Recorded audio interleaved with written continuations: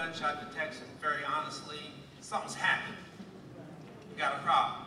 Yes. It helps you respond to it quicker. But it is a crime fighting because you can probably get there quicker and find out what the heck is going on. On two of the streets, with the really hot drug streets in the city, we literally closed the street down for almost 2 years. Right. If you lived on the street, you had to identify yourself every time you came into the street. Right. If somebody was visiting, they had to identify who they were going to go visit, and the police officer would take them to the house to make sure they're in the right spot. In addition to that, on one of the streets, well, those two streets, if you had a laptop at home or you had a computer at home, you would see where the cameras are. In other words, on the corner, say, of South Walnut Street and Chestnut Street, that's camera 1.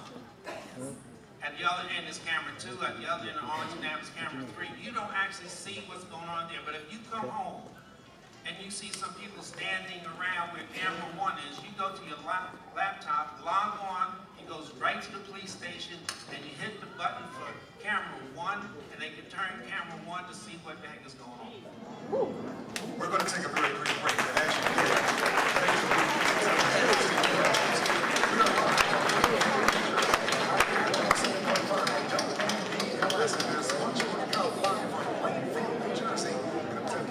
express yourself.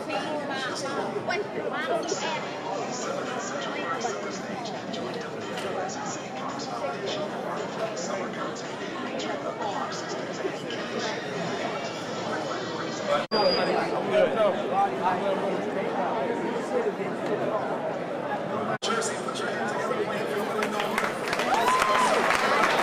Bless you, sister. Bless you. Bless you, brother. Yes, sir. Bless you. Bless you. How you doing, bro? All right, keep over live. Bring the sound up.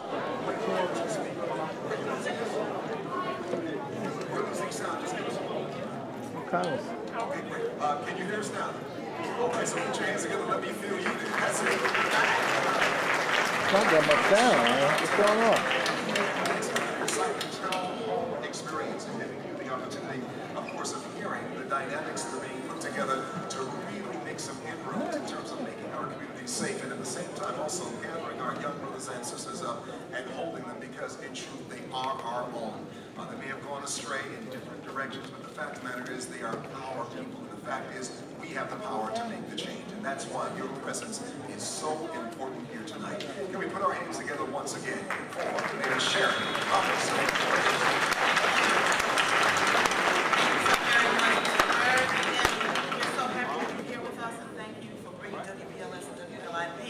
Here as well. This has been a phenomenal town hall meeting, and we've had quite a number of wonderful panelists. We're joined by a few others that I think they should introduce themselves to you, please. Sound up. Can we please have two gentlemen here to my left introduce themselves? Okay.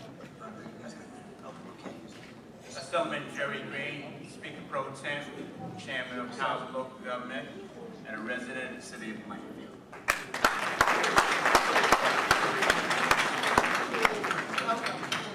Right. Thank you. Nancy Ward, Union County Freeholder. Oh, we have already know here. Frank Pallone, Congressman representing Plainfield.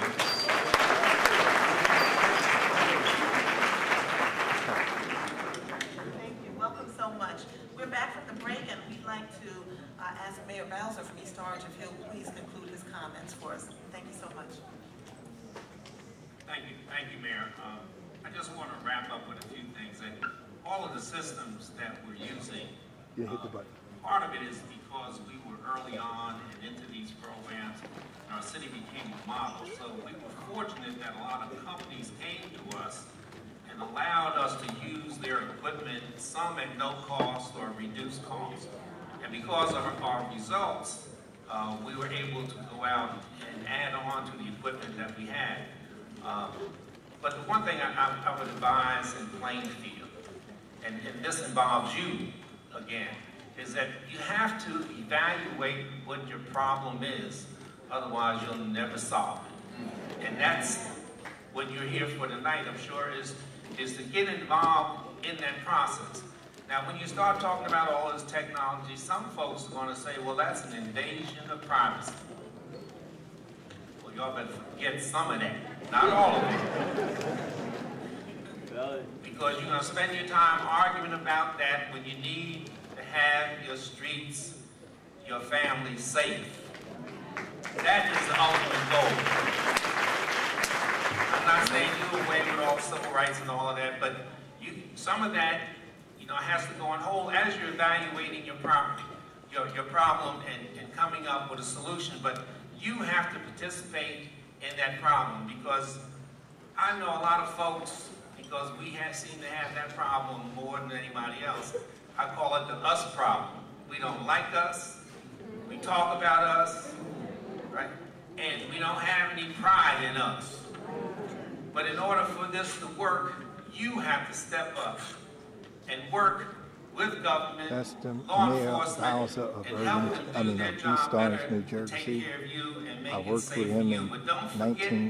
1993, I believe it was. You have a lot of I traditional can't get him at programs this in time, the city that are a picture of him, underutilized. or the video of him, And I don't know much because about there's a guy that's Plainfield. on another camera it's that's in everywhere. front of him. So I can't get it. But that's If you got a who Boys those and mayor Girls Bowles Club, of use it. You East got a Y Orange and the YWCA, use it. You got Police Athletic League, use it. Use your recreation program. But you also have to participate. We're getting short of money out here. And so we need volunteers to come in and help. A lot of you have been through some of this. And when you grew up, people took care of each other. And that's what you got to do to make all of this happen. Mayor Robert Bowser, put your hands together. Once again, our town hall meeting tonight is brought to you by Investor Savings Bank, banking in your best interest. Mayor Sharon Robinson. Absolutely. Thank you so very much. And I want to piggyback off of a couple of things that I heard Mayor Bowser just say. He spoke about we need to do things, implementing things through our recreation division. He's absolutely right. Now, Director of Rec is here, Dave Quinn, who does a phenomenal job with our youth for the city of Plainfield. So I just want to acknowledge him and his position. Thank you, Dave, for pushing in a lot of programs here for the city of Plainfield for the young folks. I'll tell you. And as we were speaking about different programs and law enforcement and things of that nature, I want to also recognize the fact that we also have a lot of police here, officers with us, and there's Sergeant Larry Brown. I think I saw him walk in, who's with our street crime unit. Sergeant, are you here still? Sergeant Larry Brown? There he is over there. Thank you, Sergeant, for being here.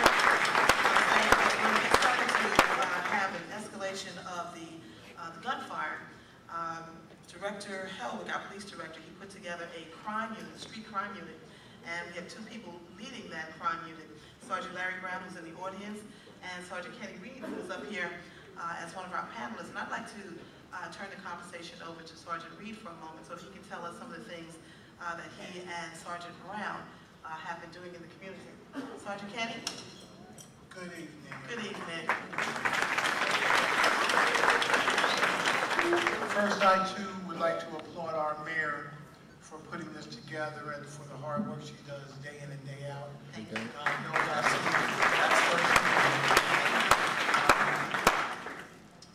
Due to the recent events that have taken place in the city of Plainfield, it caused us to look at some things strategically in a different way. So what we had to do was come together with a plan on how we can be more visible and, in one aspect, to be no nonsense, to deal with some of the issues that were now plaguing our city. Someone asked me about a week ago, telling me that they were about to move out of town, and I asked them why, and they were telling me they couldn't feel safe. In fact, they said, how could you feel safe? And with all these gangs. And every time I hear that, all I think about is that we forget where these gangs come from. They're our kids. We act as if they dropped down from some other planet and just started invading. There are children who probably have been failed by someone at home that are now conducting themselves in a way in which we don't want. That has caused our community to go into fear.